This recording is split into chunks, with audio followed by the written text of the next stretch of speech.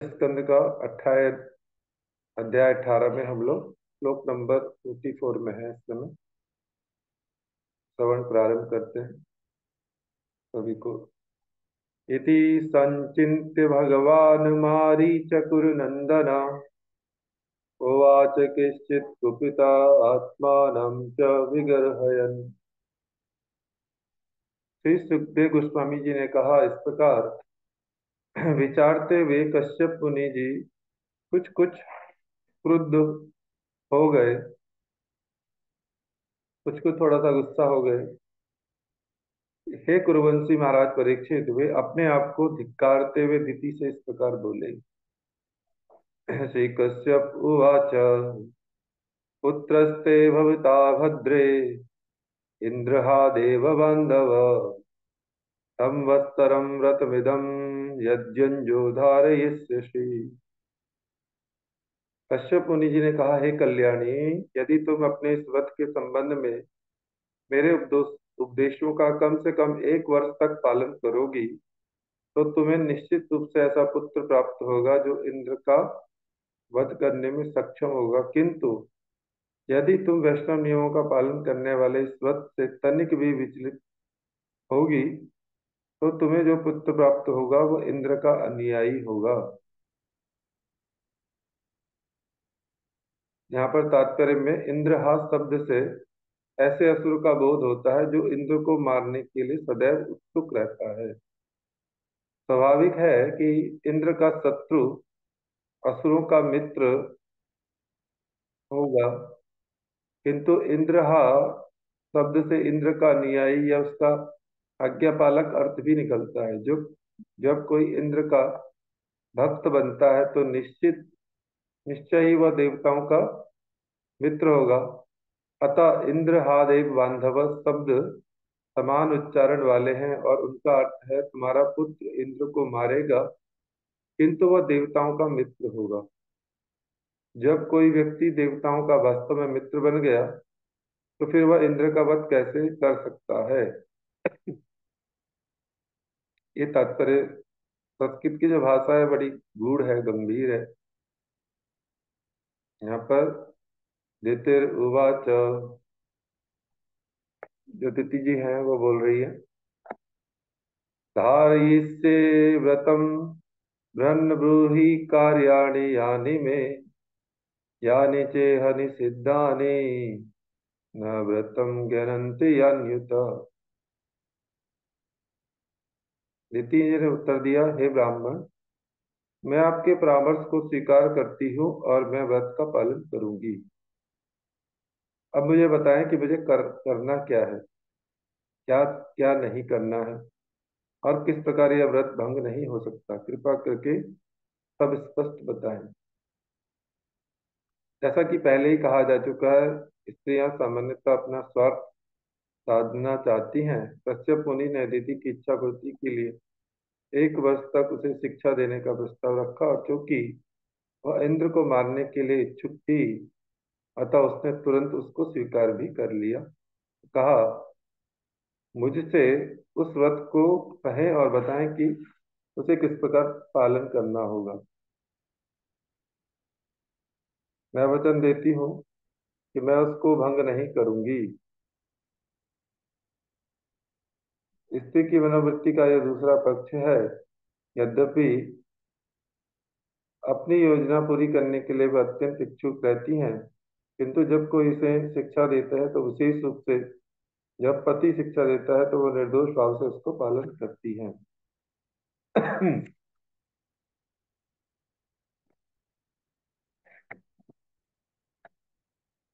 इस प्रकार उसे अच्छे उद्देश्य की प्राप्ति के लिए शिक्षित किया जा सकता है। यहाँ पर स्त्री स्वभाव से पुरुष की अनुगामिनी बनना चाहती हैं, अतः यदि पुरुष अच्छे हो तो स्त्री को सत्कार्य के लिए शिक्षित किया जा सकता है। यहाँ पर ये दोनों का दायित्व आ गया, स्त्री एवं पुरुष दोनों पति पत्नी या जो भी संबंध है। यहाँ पर श्री कश्यप उवाच दहिंस्या अद्भुत जातानि न सपेदानृतं वदेत् नाचिन्धान्य खरो वाणी न स्पर्शेद मंगलम। श्री कश्यप मुनि जी ने कहा, हे प्रिय, इस व्रत का पालन करते समय न तो उग्र बने, न ही किसी को कष्ट पहुंचाए, न तो किसी को श्राप दें, न असत्य भाषण करें, न तो अपने नाखून तथा बाल काटें, न हड्डियों तथा खोपड़ी जैसी अशुद्ध वस्तुओं का स्पर्श करें। तात्पर्य में कश्यप मुनि ने अपनी पत्नी को जो पहला उपदेश दिया था वह था किसी से द्वेष न करना। इस संसार में सब में द्वेष करने की सामान्य प्रवृत्ति पाई जाती है। एक बहुत बड़ा इसमें शिक्षा है जो जनरल है कि हम किसी न किसी से जाने या अनजाने या किसी कारणवश द्वेष कर लेते हैं। ये द्वेष न करना भगवान की प्राप्ति के लिए ये सबसे आवश्यक है, द्वेष न करना। इस संसार में सब में द्वेष करने की सामान्य प्रवृत्ति पाई जाती है। अतः भगवान कृष्ण भक्त बनने के लिए इस प्रवृत्ति पर अंकुश लगाना चाहिए। जैसा कि श्रीमद् भागवतम में कहा गया, परमो निर्मत्सराणाम।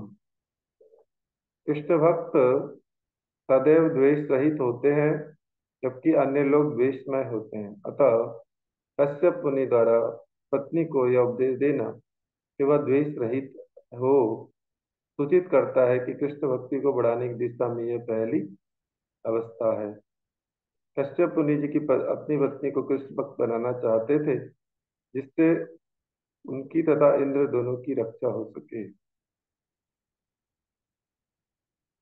नाप्सोस्नायन्न कुप्येत न संभाषेत दुर्जने न वसिताधो तवा सत्सृजम च विदताम क्वचित्।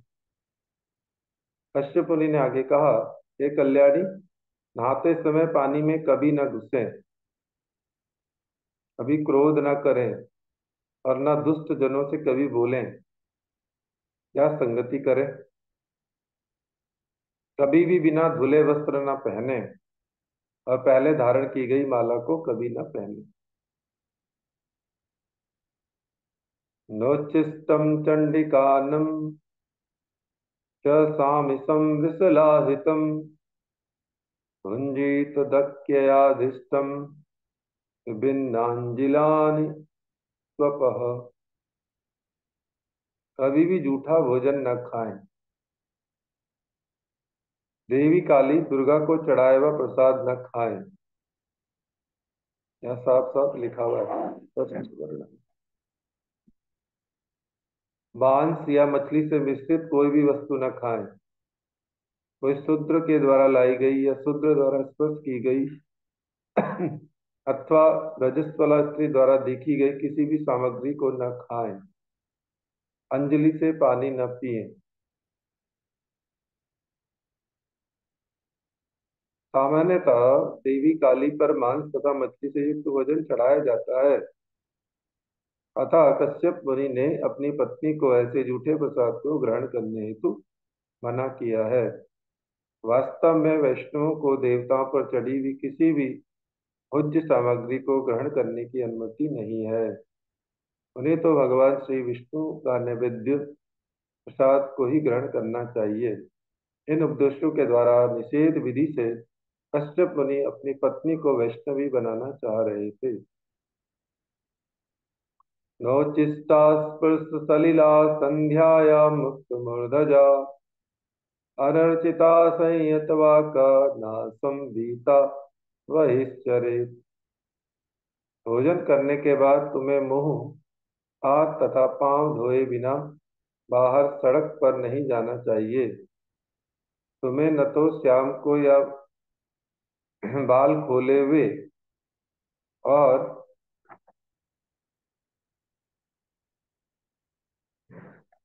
न आभूषणों से सज्जित हुए बिना बाहर जाना चाहिए। यहाँ पे बताया गया खुले बाल करके नहीं जाना है। जब तक वाणी का संयम न हो और शरीर ठीक से ढका न हो, तब तक तुम्हें घर से बाहर नहीं जाना चाहिए। कश्यप मुनि जी ने अपनी पत्नी को सलाह दी कि जब तक ठीक से अलंकृत और वस्त्राभूषित न हो जाएं, तब तक बाहर न निकले। उल जुलूल आजकल कली काल में होता है ज्यादातर, देखे गलत प्रकार के वस्त्र। यहाँ पर वस्त्र पे पूरा वस्त्र विज्ञान है। उन्होंने आजकल की भांति चारों ओर प्रचलित, यहाँ पर महाराज जी स्पष्ट बोल रहे हैं, उन्होंने बताया कि आजकल की भांति चारों ओर प्रचलित मिनी स्कर्ट पहनकर बाहर निकलने की अनुमति नहीं दी। पाश्चात्य सभ्यता के अनुसार जब कोई स्त्री बाहर निकलती है तब अपने शरीर को ठीक से ढके रहती है, जिससे कोई उसे पहचान न सके। इन सब विधियों को शुद्धि के लिए स्वीकार करना चाहिए। यदि कोई कृष्ण भक्ति अपनाता है तो वह पूर्णतः शुद्ध हो जाता है और इस भौतिक संसार के कलमश से बचा रहता है। नाद्योत्पाद प्रयता नाद्रिपाद उदक सहितना परांग नग्ना न च स्कंधयो। तुम्हें न तो दोनों पांव धोए बिना या शुद्ध हुए बिना, न ही गीले पांव अथवा न सिर पश्चिम या उत्तर करके सोना चाहिए।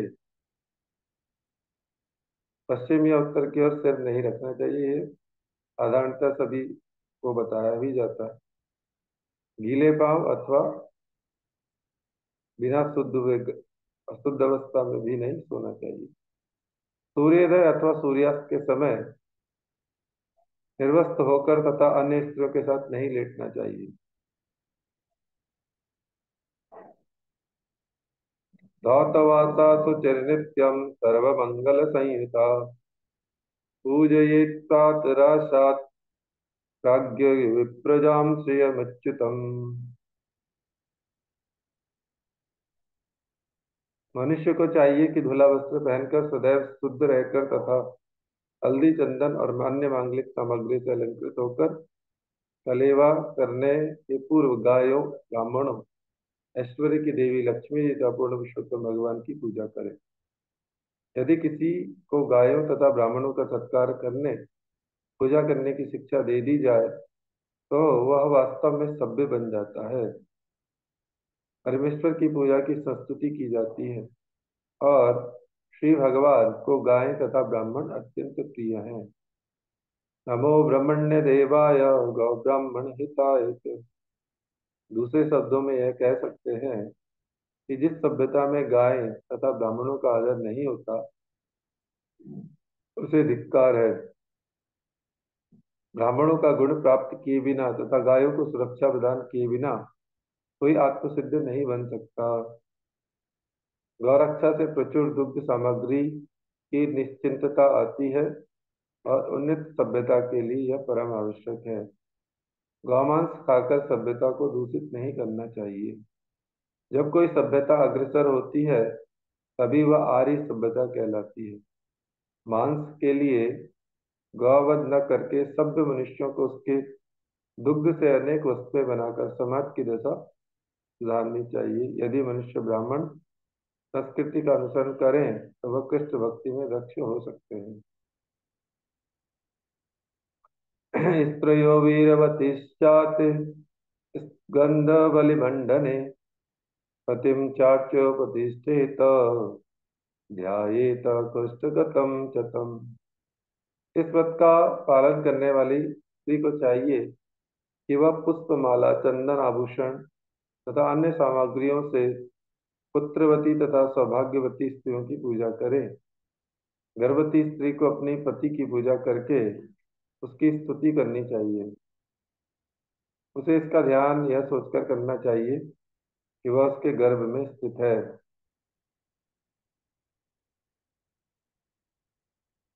गर्भस्थ शिशु पति के शरीर का अंग होता है, अतः पति अपने प्रतिनिधि के माध्यम से अपनी गर्भवती स्त्री के गर्भ में निवास करता है।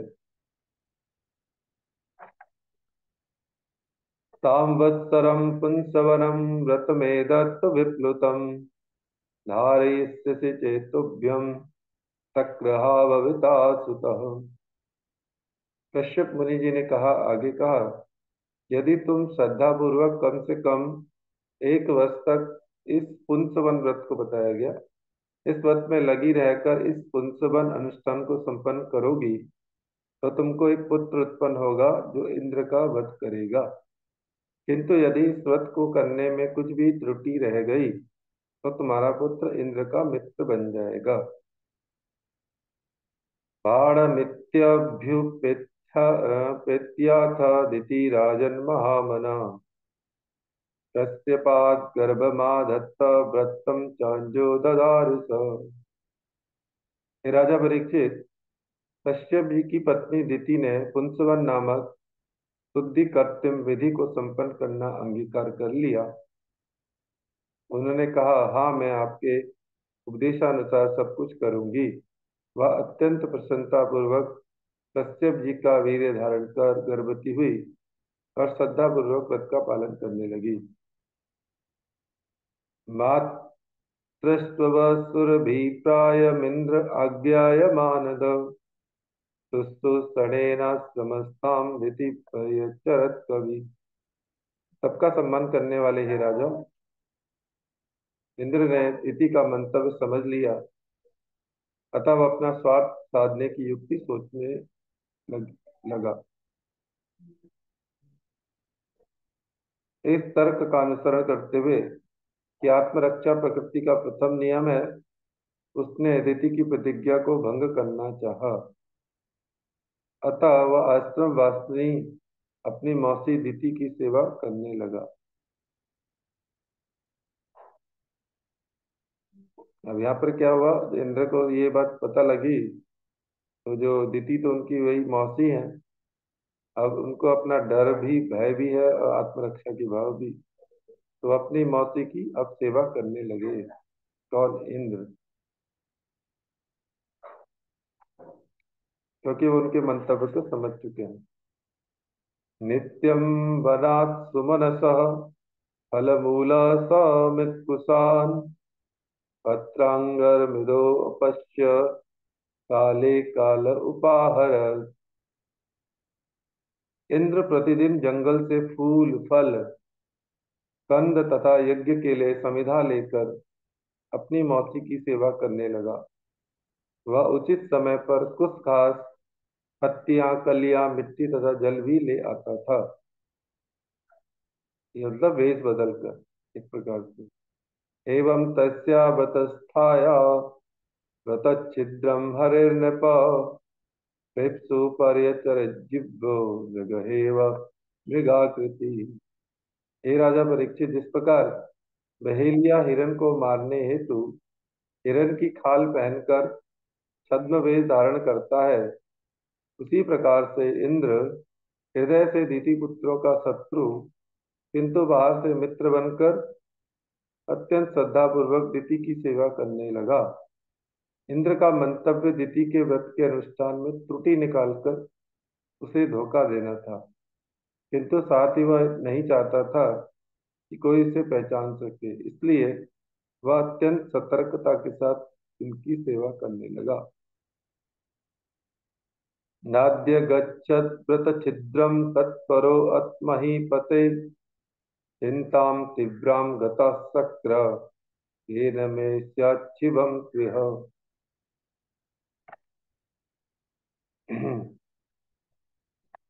हे विश्वेश्वर, जब इंद्र को कोई त्रुटि न मिली तो उसने सोचा, अब मेरा कल्याण कैसे हो। इस कारण वह गहरी चिंता में डूब गया। एकदा सा तु संध्यायाः मुच्चिष्टा वक्त्रकर्षिता अस्पृष्टा वार्यधौतांगी सुस्वाप विधिमोहिता। कठोरता से व्रत का पालन करते रहने से अत्यंत क्षीण एवं अशक्त हो जाने से दुर्भाग्यवश दिति ने एक दिन भोजन के पश्चात मुंह, हाथ तथा पांव धोने में असावधानी बरती और संध्या में ही सो गई। लब्ध्वा तदंतरम शक्रो निद्रापहर्त चेतसा जिते प्रविष्ट उदरम योगेशो योगमायया। इस त्रुटि को पाकर समस्त योग शक्तियों, योग सिद्धियों तथा यथा आड़िमा लगिमा का स्वामी इंद्र घोर निद्रा में अचेत दिति के गर्भ में प्रविष्ट हो गया। एक सफल योगी को 8 सिद्धियां प्राप्त रहती हैं। इनमें से एक के द्वारा, जिसे अणिमा सिद्धि कहते हैं, वह परमाणु से भी लघु बन सकता है। उस अवस्था में वह कहीं भी प्रविष्ट हो सकता है। इंद्र इसी शक्ति से गर्भिणी दिति के गर्भ में प्रविष्ट हो गया। चकर्त सप्तदा गर्भ ब्रजेय कनक प्रभम रुदंतम सप्तधीकैकम मारो रोदीरिति तान पुनः। दिति के गर्भ में प्रविष्ट होकर इंद्र ने अपने वज्र से चमकते हुए सोने के समान गर्भ को 7 खंडों में काट डाला। 7 स्थानों में 7 विभिन्न जीव रोने लगे। इंद्र ने मत रो ऐसा कहकर प्रत्येक को पुनः 7 खंडों में काट डाला। श्री विश्वनाथ चक्रवर्ती ठाकुर जी लिखते हैं, इंद्र ने अपनी योग शक्ति से पहले एक मरुत के शरीर को 7 भागों में बढ़ा दिया, फिर मूल शरीर के 7 भागों में से प्रत्येक को काटकर कुल 49 भाग कर दिए।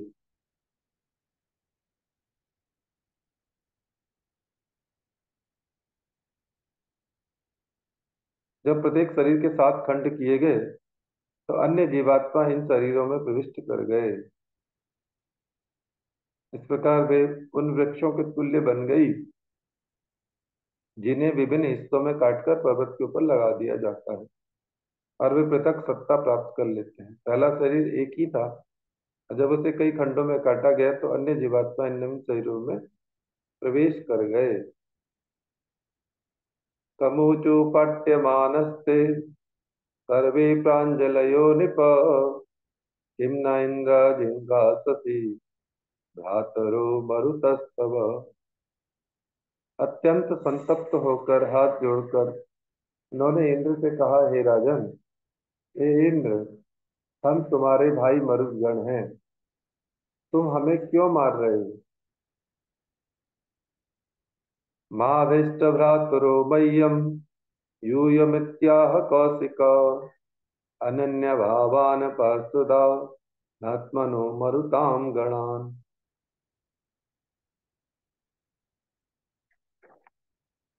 जब इंद्र ने देखा कि वे वास्तव में उसके समर्पित अनुयायी हैं,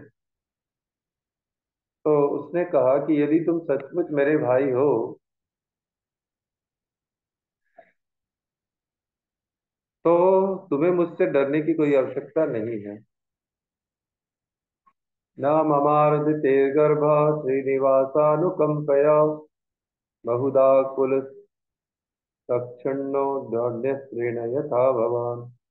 श्री सुखदेव गोस्वामी जी ने कहा, हे राजा परीक्षित, आप अश्वत्थामा के ब्रह्मास्त्र से जला दिए गए थे, किंतु जब भगवान श्री कृष्ण आपकी माता के गर्भ में प्रविष्ट हुए तो आप बच गए।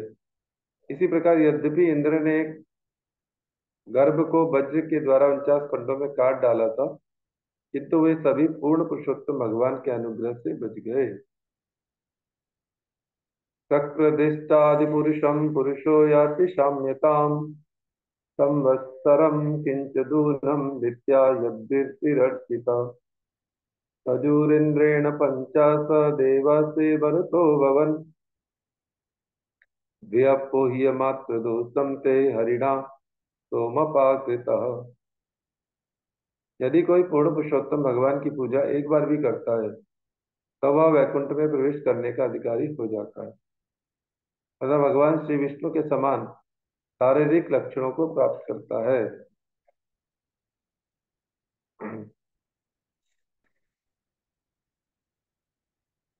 इति ने संकल्प पूर्वक कड़ाई से नियमों का पालन करते हुए लगभग 1 वर्ष तक भगवान श्री विष्णु की पूजा की।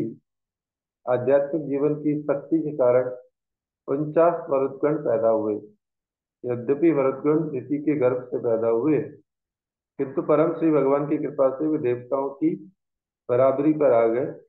यह कैसा आश्चर्य है। दितिरुत्थाय ददृशे कुमारा नरल प्रभान इंद्रेण सहितान देवीं परितुष्य दनंदिता। पूर्ण पुरुषोत्तम पूर्ण पुरुषोत्तम भगवान की पूजा करने से दिति पूर्णतया शुद्ध हो गई थी। जब वह बिस्तर से उठी तो उसने इंद्र समेत अपने 49 पुत्रों को देखा। ये 49 पुत्र अग्नि के समान तेजवान थे और इंद्र के मित्र थे, अतः वह अति प्रसन्न प्रसन्न थी। अथेन्द्रमाह तात अमादित्यानां भयावहम् अपत्यमिच्यन्तच्चरम् व्रतमेतस्तुस्कुरम्। तदंतर दिति ने इंद्र से कहा, हे पुत्र, मैं इस कठोर व्रत का इसलिए पालन कर रही थी कि तुम 12 आदित्यों को मानने के लिए एक पुत्र प्राप्त कर सको। एक संकल्पिता पुत्र सप्त सप्ताववन कथम यदि ते विदितम पुत्र सत्यम कथय मामिष। मैंने केवल एक पुत्र के लिए प्रार्थना की थी, किंतु मैं देखती हूँ कि ये तो 49 हैं। यह किस तरह हुआ है? मेरे पुत्र इंद्र, यदि तुम जानते हो तो मुझसे सच सच कहो, झूठ बोलने का प्रयास मत करना। इंद्र उवाच अम्ब तेहं व्यवसित उपधार्य गतोऽन्तिकं लब्धान्तरोचित्यं गर्भमर्त बुद्धिर्धर्मदिक्। इंद्र ने उत्तर दिया, हे माता, स्वार्थ से अंधा होने के कारण मैंने धर्म से मुंह मोड़ लिया था।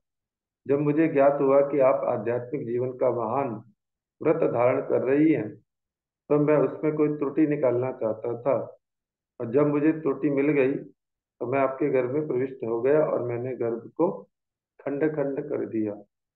जब इंद्र की मौसी दिति ने बिना झिझक के इंद्र को अपना मंतव्य कह सुनाया, तो इंद्र ने अपना मंतव्य बताया। इस प्रकार दोनों परस्पर शत्रु न रहकर एक दूसरे से सत्य बोलने लगे। श्री विष्णु की संगति के प्रभाव से ही ऐसा होता है। श्रीमद् भागवतम 5वां स्कंद 18वां अध्याय 12वें श्लोक में कहा गया, यस्यास्ति भक्तिर्भगवत किंचनाम सर्वे गुणस्तत्र समासते सुरा। यदि किसी में भक्ति की प्रवृत्ति जागृत होती है और वह परमेश्वर की पूजा करके शुद्ध बन जाता है, तो उसके शरीर में निश्चय ही समस्त श्रेष्ठ गुण प्रकट होते हैं। भगवान श्री विष्णु की पूजा के स्पर्श से दिति तथा इंद्र दोनों शुद्ध हो गए। ऋतो में सप्तदा गर्भ आसन सप्त कुमार का ते अपि चे कसो विकणा सप्तदा नापि मम्रिय। सर्वप्रथम मैंने गर्भस्थ शिशु को 7 अंडों में काट डाला, जिससे 7 शिशु बन गए। तब फिर मैंने प्रत्येक शिशु को फिर 7 7 खंड कर दिए, किंतु परमेश्वर के अनुग्रह से इनमें से कोई भी मरा नहीं। ततस्तत्परमाश्चर्यं वीक्ष्य व्यवसितं मया महापुरुष पूजाया सिद्धि काप्यानुसंगणी। हे माता, जब मैंने देखा कि 49 पुत्र जीवित हैं, तो निश्चित ही मुझे आश्चर्य हुआ। मुझे विश्वास हो गया कि यह आपके द्वारा विष्णु उपासना हेतु की गई नियमित भक्तिपूर्ण सेवा का ही आनुषंगिक फल है। तात्पर्य में भगवान श्री विष्णु की सेवा में संलग्न व्यक्ति के लिए कुछ भी आश्चर्यजनक नहीं है। यह वास्तविकता है। श्रीमद् भगवद गीता 18वें अध्याय 78 नंबर श्लोक में कहा गया है, यत्र योगेश्वर कृष्णो यत्र पार्थो धनुर्धर तत्र श्री विजयोर्भूते ध्रुवा नीतिर्मतिर्मम। जहाँ योगेश्वर भगवान श्री कृष्ण है और जहाँ धनुषधारी अर्जुन है, वहीं शाश्वत राजलक्ष्मी, समस्त ऐश्वर्य, विजय, विलक्षण शक्ति तथा नीति है। ऐसा मेरा मत है। योगेश्वर पूर्ण पुरुषोत्तम भगवान है, जो अपनी इच्छा अनुसार जो भी चाहे कर सकते हैं।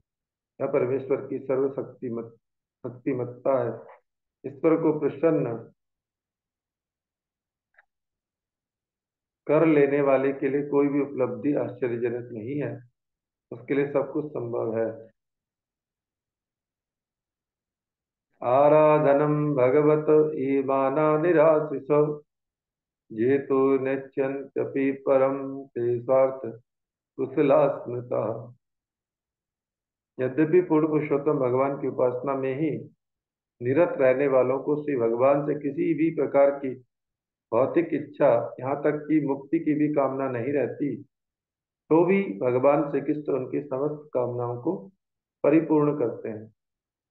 तात्पर्य में बताया गया, जब ध्रुव महाराज को भगवान विष्णु के दर्शन हुए तो उन्होंने श्री भगवान से कोई वर नहीं मांगा, क्योंकि वे श्री भगवान के दर्शन से ही पूर्णतः तुष्ट थे। तो भी भगवान इतने दयालु हैं कि उन्होंने महाराज ध्रुव को ब्रह्मांड के सर्वश्रेष्ठ लोक ध्रुव लोक को दे दिया, क्योंकि प्रारंभ में उन्होंने अपने पिता के राज्य से भी बड़े राज्य की कामना की थी। ये मन में कहीं ना कहीं इच्छा थी।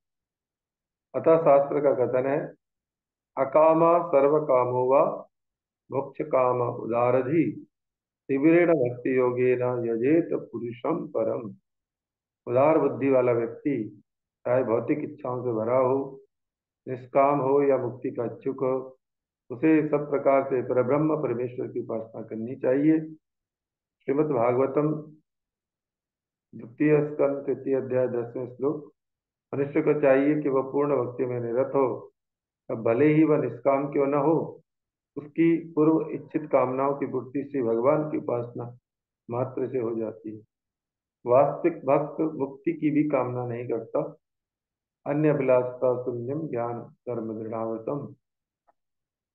किंतु श्री भगवान अपने भक्त को अक्षय ऐश्वर्य प्रदान करके उसकी कामना पूर्ति करते हैं।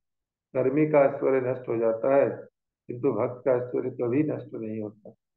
भक्त ज्यो ज्यो अधिक भक्ति करता है, त्यों त्यों उसका ऐश्वर्य बढ़ता जाता है। आराध्यात्म प्रदम देवम स्वात्मानं जगदीश्वरम को वृणीत गुणस्पर्शम बुद्धस्यान नरके प्रियत। समस्त आकांक्षाओं का अंतिम पूर्ण पुरुषोत्तम लक्ष्य श्री भगवान का दास बनना है। यदि कोई बुद्धिमान मनुष्य अपने भक्तों को स्वयं को देने वाले परम प्रिय श्री भगवान की सेवा करता है,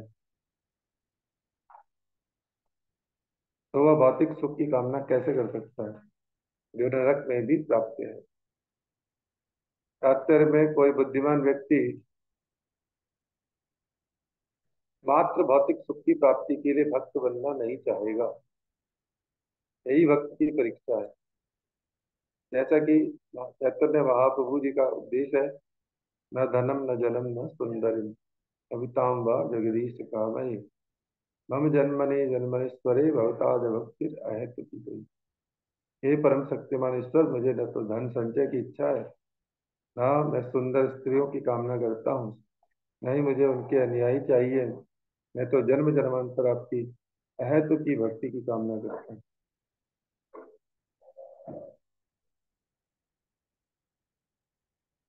तदिदं मम दौर्जन्यम बालिशस्य महीयसी हन्तुरमर्हसि मातस्त्वं दृष्ट्या गर्भो मृतोत्थितः।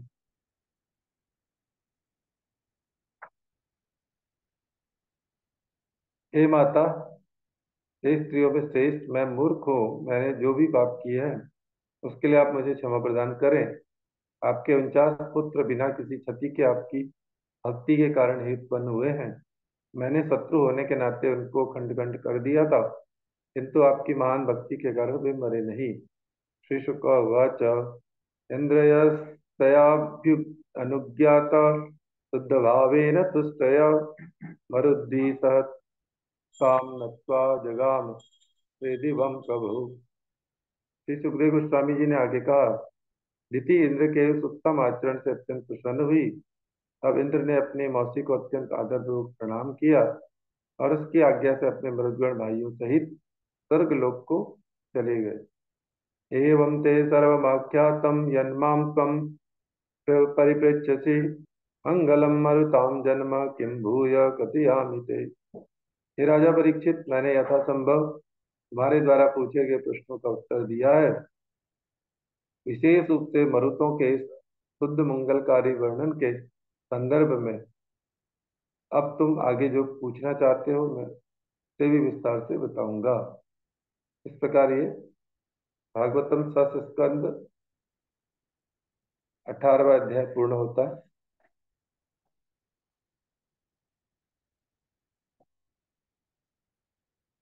अब इसके आगे अध्याय नंबर 19 है।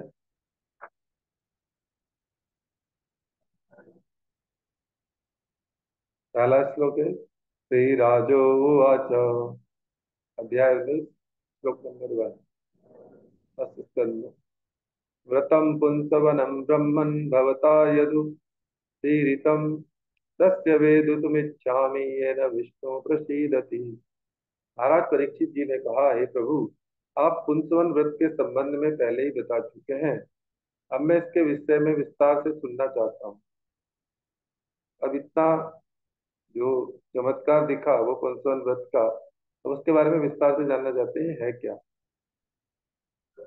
क्योंकि मैं समझता हूँ कि इस व्रत का पालन करके मनुष्य भगवान श्री विष्णु को प्रसन्न कर सकता है। श्री शुक उवाच।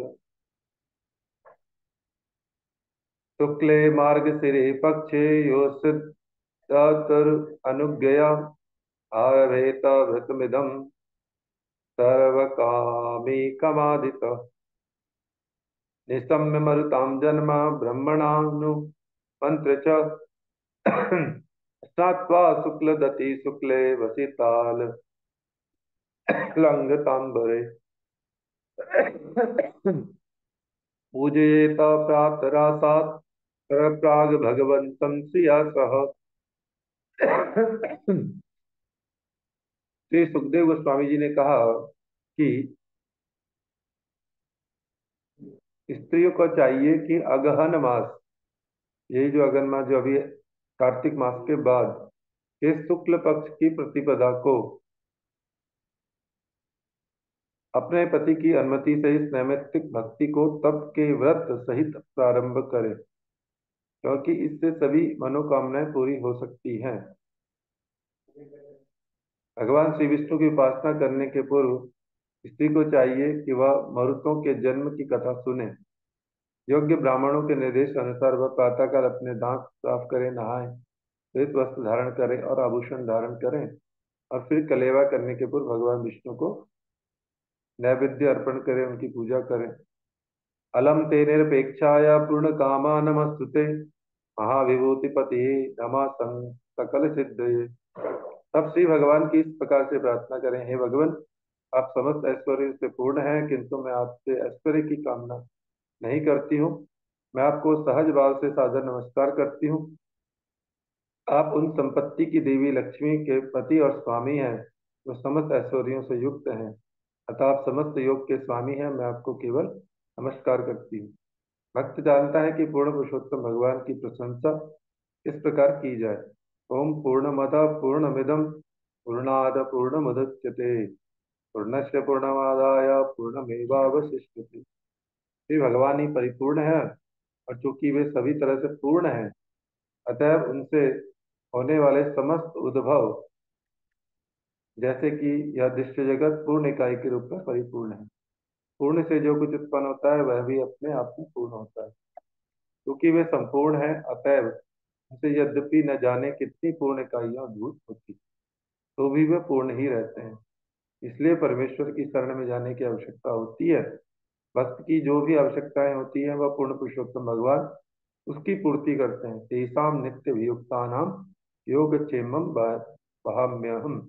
इससे शुद्ध भक्त श्री भगवान से किसी वस्तु की याचना नहीं करेगा, वह केवल उन्हें नमस्कार करता, उनकी भक्ति करता है। भक्ति भक्त द्वारा जो भी अर्पित किया जाता है, भले ही वह पत्र पुष्प फल हो, उसको भगवान स्वीकार करते हैं।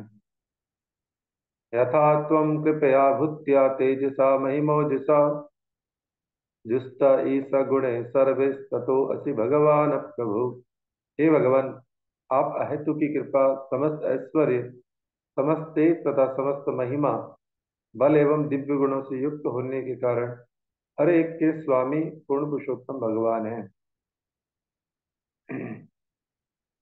तात्पर्य में इस श्लोक में आए हुए ततो असि भगवान प्रभु शब्दों का अर्थ इस प्रकार से है कि अतः आप प्रत्येक के स्वामी पूर्ण पुरुषोत्तम भगवान हैं। पूर्ण पुरुषोत्तम भगवान 6 प्रकार के ऐश्वर्यों से पूर्ण होने के साथ साथ अपने भक्तों पर अत्यंत दयालु हैं।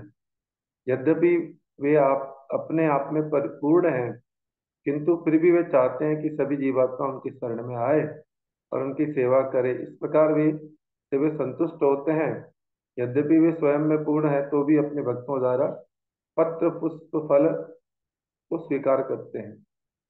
कभी कभी भगवान अपने भक्त से भोजन भी मांगते हैं, जैसे कि भूखे हों। इस प्रकार माता यशोदा से भगवान कृष्ण कभी कभी वे अपने भक्तों को सपने में बता देती है कि उनका मंदिर तथा उनका बगीचा अब जीर्ण हो चुके हैं, जिससे वे उनका उपयोग अच्छी तरह से नहीं कर सकते। इस प्रकार वे भक्तों से उनकी मरम्मत के लिए भी कहते हैं। कभी कभी वे पृथ्वी के अंदर गाड़ दिए जाने पर स्वयं बाहर आने में असमर्थता जताते हैं। अपने भक्तों से उनकी रक्षा करने को कहते हैं।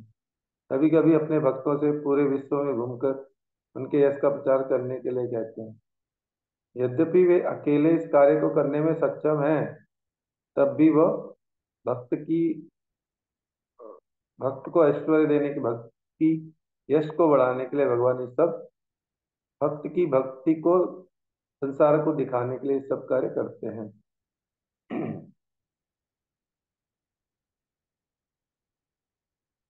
विष्णु पत्नी महामाये महापुरुष लक्षणे प्रिये था मे महाभागे लोकमातर नमस्तुते।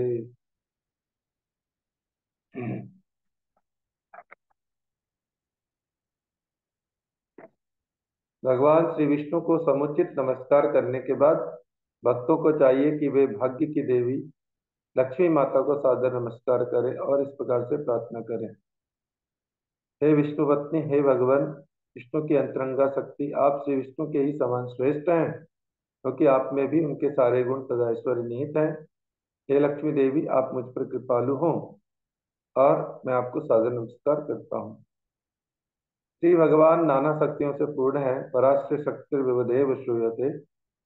इसलिए माता लक्ष्मी भगवान की बहुमूल्य शक्ति हैं। इसलिए उन्हें यहाँ पर महामाया कहकर संबोधित किया गया है। माया शब्द का अर्थ है शक्ति। भगवान श्री विष्णु अपनी प्रमुख शक्ति के बिना सर्वत्र अपनी शक्ति का प्रदर्शन नहीं कर पाते। कहा गया है कि शक्ति शक्तिमान अभेद। माता लक्ष्मी भगवान विष्णु की नित्य संगिनी है। वे दोनों निरंतर साथ रहते हैं। कोई भी भगवान श्री विष्णु के बिना लक्ष्मी को अपने घर में नहीं रख सकते। यदि कोई ऐसा सोचे तो उसके लिए वह खतरनाक होगा, क्योंकि श्री भगवान की सेवा के बिना लक्ष्मी माया बन जाती है, किंतु भगवान श्री विष्णु के संग में वे निस्संदेह उनकी आध्यात्मिक शक्ति हैं। ओम नमो भगवते महापुरुषाय महानुभावाय महाविभूतिपतये। स महाविभूति बलिर्मुप अरामिति अनेनाहर मंत्रेण विष्णु रावाहनज्ञ पादुस्पृश स्नान वास उपवीत विभूषण गंध पुष्प धूप दीपोपहार उपचारान सुसमाहितोपाहरे। हे सठ ऐश्वर्यों से युक्त भगवान श्री विष्णु, आप सर्वश्रेष्ठ भोक्ता एवं सर्वशक्तिमान हैं। हे माता लक्ष्मी के प्रति मैं विश्वक्सेन जैसे पार्षदों की संगति में रहने वाले आपको सादर नमस्कार करता हूँ। मैं आपको समस्त पूजा सामग्री अर्पित करता हूँ। मनुष्य को चाहिए कि वह प्रतिदिन अत्यंत मनोयोग से भगवान श्री विष्णु की पूजा, उनके हाथ पांव तथा मुक्त होने के लिए स्नान के लिए जल इत्यादि पूजा सामग्री से पूजा करते हुए इन मंत्रों का उच्चारण करें। इसे चाहिए कि इन्हें वस्त्र उपवीत आभूषण सुगंध पुष्प अगरू तथा दीपक अर्पित करें। तात्पर्य में यह मंत्र अत्यंत महत्वपूर्ण बताया गया। भगवान की विग्रह पूजा करने वाले प्रत्येक व्यक्ति को ये थोड़ा सा बताया गया, मंत्र को अगर कर सकते हैं। वैष्णव में भी ऑलरेडी पूजन के कुछ मंत्र होते ही हैं। अभी शेषम च जहु चादनले द्वादशाहुति। ओम नमो भगवते महापुरुषाय महाविभूतिपते स्वाहेति। श्री सुखदेव गोस्वामी जी ने आगे कहा, उपयुक्त समस्त पूजा सामग्री से श्री भगवान की पूजा करने के बाद मनुष्य को चाहिए कि ओम नमो भगवते महापुरुषाय महाविभूतिपते स्वाहा इस मंत्र का उच्चारण करके और पवित्र अग्नि में 12 बार घी की आहुतियां दें। श्रियं विष्णुं च वरदा वासितं प्रभवाबुभौ भक्त्या सम्पूजये नित्यं यदि सर्वसंपदा। यदि किसी को समस्त ऐश्वर्यों की चाहत है तो उसको कर्तव्य है कि प्रत्येक प्रतिदिन भगवान श्री विष्णु की पूजा उनकी पत्नी लक्ष्मी सहित करें। उन्हें अत्यंत आदर से उपयुक्त विधि से उनकी पूजा करनी चाहिए। भगवान श्री विष्णु तथा ऐश्वर्य की देवी अत्यंत शक्तिशाली संयोग है। वे समस्त वरों को देने वाली तथा समस्त सौभाग्य के स्रोत है। अतः हर एक का कर्तव्य है कि लक्ष्मी नारायण की पूजा करें। ये पंचवन व्रत की विधि जो इस प्रकार से चाहते हैं। लक्ष्मी नारायण तथा भगवान श्री विष्णु माता लक्ष्मी सबके हृदय में सदैव विराजमान रहते हैं। ईश्वर सर्वभूतानां हृदय अर्जुन तिष्ठति। किंतु अभक्त लोग यह नहीं समझ सकते कि भगवान श्री विष्णु अपनी सनातन प्रेयसी लक्ष्मी के साथ सबके हृदयों में स्थित है। अतः उन्हें श्री विष्णु का ऐश्वर्य प्राप्त नहीं होता। पाखंडी लोग कभी कभी दरिद्र मनुष्य को दरिद्र नारायण कहकर पुकारते हैं। यह अत्यंत वैज्ञानिक है। भगवान श्री विष्णु तथा लक्ष्मी सदैव प्रत्येक व्यक्ति के हृदय में स्थित रहते हैं। लेकिन इसका अर्थ यह नहीं है कि प्रत्येक व्यक्ति नारायण है। विशेष रूप से वे व्यक्ति तो नहीं जो निर्धन है। नारायण के प्रसंग में इस शब्द का व्यवहार अत्यंत कुत्सित है। श्री भगवान कभी दरिद्र नहीं बनते, अतः वे कभी दरिद्र नारायण नहीं कहे जा सकते। वे तो सबके हृदय में विद्यमान है, किंतु वे न तो दरिद्र है न धनी। केवल ऐसे धूर्त लोग श्री नारायण के ऐश्वर्य को नहीं जानते, उन पर दरिद्रता का आघात पहुंचाने का प्रयास करते हैं। प्रणमे दंडवद्धूमो भक्ति प्रहेण चेतसा दसवारम जपेन मंत्रम ततः श्रोत्रमुदीरयेत्। मनुष्य को भक्ति के साथ विनीत भाव से श्री भगवान को नमस्कार करना चाहिए। भूमि पर दंड के समान गिरते समय दंडवत करते हुए उपयुक्त मंत्र को 10 बार उच्चारण करना चाहिए। तब उसे नियमानुसार प्रार्थना करनी चाहिए। युवां तु विश्वस्य विभुं जगता कारणं परं यं हि प्रकृतिं सूक्ष्मा माया शक्ति दुरत्यय। हे भगवान श्री विष्णु तथा माता लक्ष्मी, आप दोनों समस्त सृष्टि के स्वामी हैं। वास्तव में इस सृष्टि के कारण आप ही हैं। माता लक्ष्मी को समझ पाना अत्यंत कठिन है, क्योंकि वे इतनी शक्तिशाली हैं कि उनकी शक्ति की सीमा का पार पाना कठिन है। इसलिए माता लक्ष्मी को भौतिक जगत में बहिरंगा शक्ति के रूप में अंकित किया जाता है, परंतु वास्तव में वे सदैव ईश्वर की अंतरंगा शक्ति ही है। तस्या अधिस्वर साक्षात् त्वमेव पुरुषा पर त्वं सर्वयज्ञ यज्ञेयं क्रियेयं भगवान। ईश्वर आप शक्ति के स्वामी हैं, अतः आप परम पुरुष हैं। आप साक्षात यज्ञ हैं। आध्यात्मिक क्रिया के प्रतिरूप लक्ष्मी आपको अर्पित उपासना की आदि रूपा है, जबकि आप समस्त यज्ञों के भोक्ता हैं।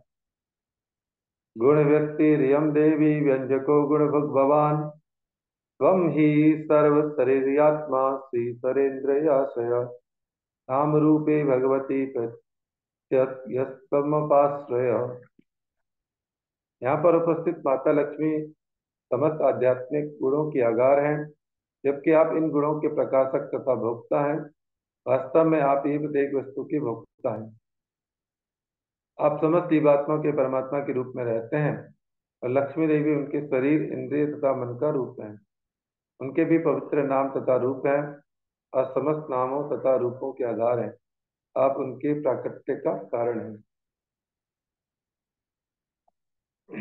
तत्ववादियों के आचार्य श्री मध्वाचार्य जी ने इस श्लोक का वर्णन इस प्रकार किया है कि श्री विष्णु को साक्षात यज्ञ के रूप में और माता लक्ष्मी को आध्यात्मिक कार्य तथा उपासना के आद्य रूप में वर्णित किया जाता है। निसंदेह वे आध्यात्मिक कार्य तथा समस्त यज्ञों के परम आत्मा रूप को बताने वाले हैं। भगवान श्री विष्णु लक्ष्मी देवी के भी परमात्मा हैं, किंतु भगवान श्री विष्णु का परमात्मा कोई नहीं हो सकता, क्योंकि भगवान श्री विष्णु स्वयं ही सब जीवों के दिव्य परमात्मा है। श्री मध्वाचार्य के अनुसार दो प्रकार के कारक या तत्व हैं, एक स्वतंत्र, दूसरा आश्रित। पहला तत्व परमेश्वर श्री विष्णु है और दूसरा जीव तत्व है। लक्ष्मी देवी की गणना कभी जीवों में की जाती, क्योंकि वे भगवान श्री विष्णु पर आश्रित हैं। किंतु गौड़ी वैष्णव लक्ष्मी देवी को निम्न रूप से वर्णित करते हैं, जो बलदेव विद्याभूषण कृत प्रमेय रत्नावली के 2 श्लोकों में दिया हुआ है। इनमें से पहला श्लोक विष्णु पुराण से उद्धृत है। नित्येव सा जगन्माता विष्णु श्री प्रपायिनी तथा सर्वगतो विष्णुस्तते वेयम द्विजोत्तम विष्णुश्च्युशक्तस्तस्य शक्तयस्तासु या कृतिता परा देवस्यस्तभेन्नेति प्राह शिष्यान् प्रभुर्महान्। हे ब्राह्मण श्रेष्ठ, लक्ष्मी पूर्ण पुरुषोत्तम भगवान श्री विष्णु की चिर संगिनी है, इसलिए उन्हें अनपायिनी कहा जाता है। वे समस्त सृष्टि की माता है। जिस प्रकार भगवान श्री विष्णु सर्वव्यापी हैं, उसी प्रकार उनकी आध्यात्मिक शक्ति माता लक्ष्मी भी सर्वव्यापी है। भगवान श्री विष्णु की 3 प्रमुख शक्तियां हैं, अंतरंगा, बहिरंगा तथा श्री चैतन्य महाप्रभु ने पराशक्ति अर्थात श्री भगवान की आध्यात्मिक शक्ति को श्री भगवान से अभिन्न माना है। इस प्रकार लक्ष्मी भी स्वतंत्र विष्णु तत्व में सम्मिलित है। प्रमेय रत्नावली की कांतिमाला टीका में यह कथन है, ननु क्वचित नित्य मुक्तम जीवात्म लक्ष्म्या विकृतम तंत्राह प्राहिति नित्य वेति पद्ये सर्वव्याप्ति कथनेन कलाकाष्ठ इत्यादि पदद्वये। इस प्रकार यद्यपि कुछ आधिकारिक वैष्णव गुरु शिष्य परंपराएं लक्ष्मी देवी को वैकुंठ की शाश्वत जीवों में परिगणित करती है, किंतु चैतन्य महाप्रभु ने विष्णु पुराण के कथन अनुसार लक्ष्मी को विष्णु तत्व से अभिन्न माना है। इसका सही निष्कर्ष यह है कि श्री विष्णु से भिन्न होने का लक्ष्मी का वर्णन तब किया जाता है जब शाश्वत मुक्त जीवात्मा को लक्ष्मी के गुणों से शक्ति संचारित किया जाता है। उस वर्णन का अभिप्राय भगवान श्री विष्णु की शाश्वत प्रेयसी लक्ष्मी से कदापि नहीं है। ये थोड़ा और गंभीर हो जाएगा, पर फिलहाल हम इसमें ज्यादा नहीं जाएंगे। यथा युवाम त्रिलोकस्य वरदो परमेष्ठिनो तथा उत्तम श्लोक संतु सत्या महाशिष। आप दोनों ही तीनों लोकों के परम अधिष्ठाता एवं वरदाता हैं, अतः हे उत्तम श्लोक भगवान, आपके अनुग्रह से मेरी अभिलाषाएं पूर्ण हो। इत्यभुस्तूय वरदम श्रीनिवासं श्रियासः तन्निस्सार्योपहरणं दत्त्वा शमनमर्चयेत्। श्री सुखदेव गोस्वामी जी ने आगे कहा, इस प्रकार श्रीनिवास अर्थात भगवान श्री विष्णु की पूजा ऐश्वर्य की देवी माता लक्ष्मी के साथ साथ उपयुक्त विधि से स्तुतियों द्वारा की जाए, फिर पूजा की समस्त सामग्री हटाकर उनका हाथ मुंह धुलाने हेतु जल अर्पित करें और फिर से उनकी पूजा करें। आज की कक्षा को हम यहीं तक लेते हैं। इससे आगे कल प्रारंभ करेंगे।